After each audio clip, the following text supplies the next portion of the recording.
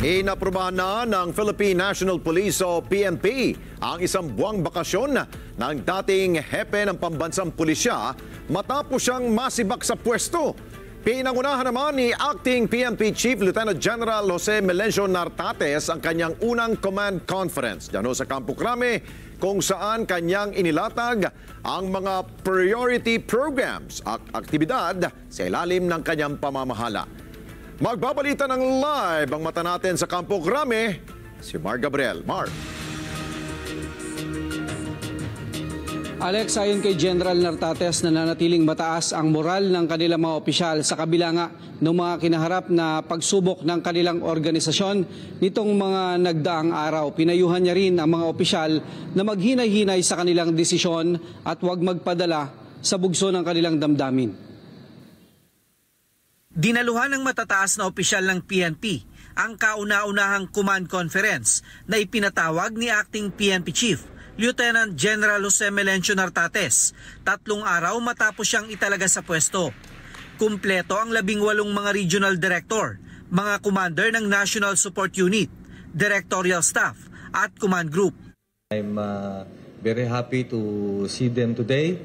The morale of the PNP is high as according to their feedback, and I have laid down my program and focus activities of our Philippine National Police.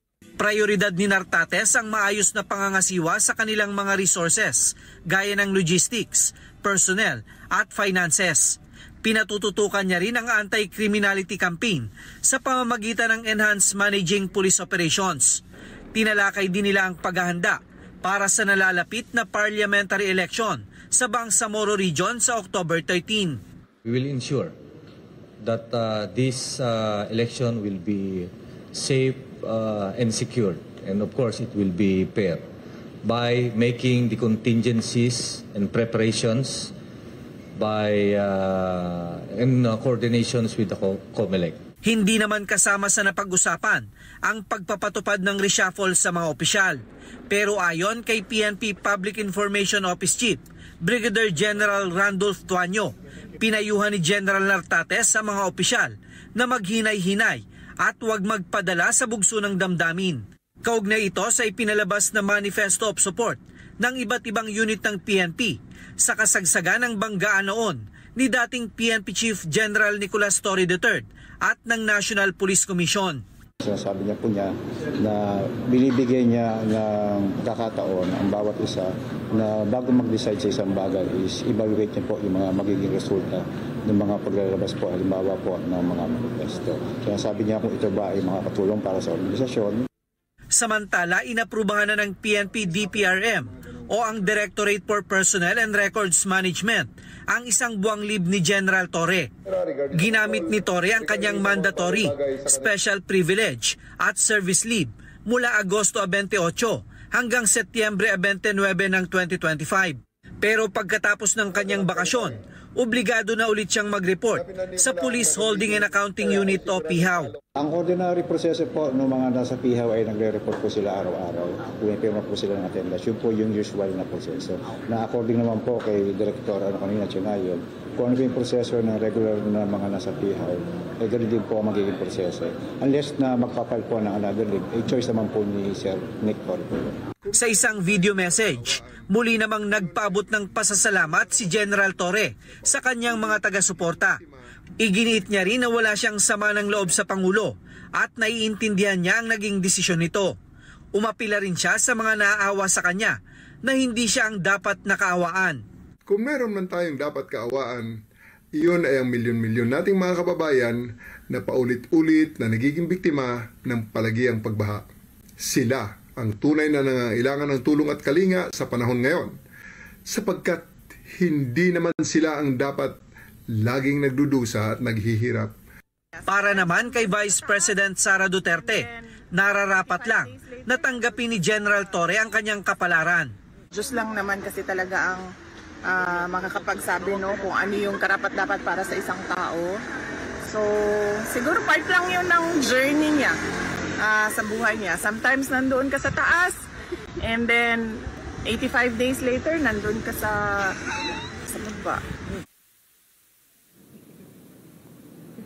Alex, sa kabila ng mga dinanas ng PNP nitong mga nagdaang araw, naniniwala si General Torre na buo ang suporta sa kanya ng buong puwersa ng Philippine National Police. Naniniwala daw siya na disiplinado at profesional ang kanilang hanay. Alex? Okay, Mark, kung inaprubahan ang kanyang leave o itong bakasyon ng PNP at kapag siya'y napagod na sa kanyang bakasyon at babalik siya sa trabaho, ano bang gagawin niya bilang isang 4-star general?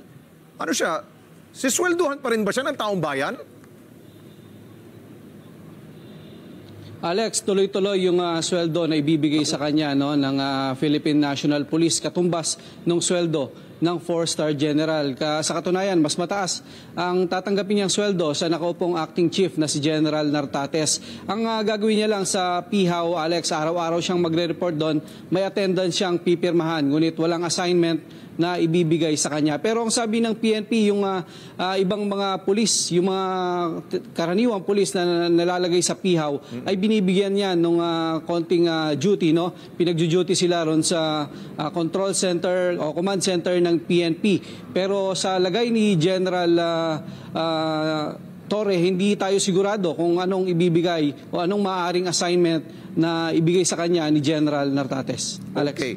Dito naman sa lumabas na bagong video ni dating PNP chief, hindi ba ito pahapyaw na maaring siya'y gawing flood control investigating czar ng Pangulong Marcos? Dahil wala namang kinalaman sa pulisya itong flood control. Yun nga rin, Alex, ang iniisip natin kanina, yung statement niya biglang na-drag doon sa mga kababayan natin na naapektuhan ng mga pagbaha.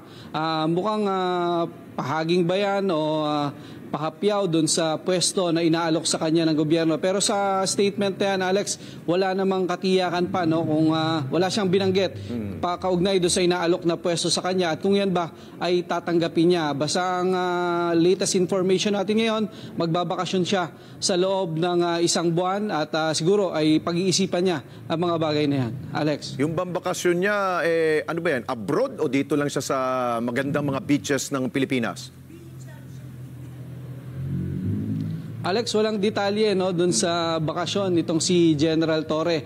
Pero ang sigurado dyan, isasama niya ang kanyang pamilya at mag-iisip-isip kaugnay sa mga nangyari sa kanya nitong mga nagdaang araw. Okay, maraming salamat sa iyo. Mata natin, dyan po sa Campo Crame, Mark Gabriel. Thank you.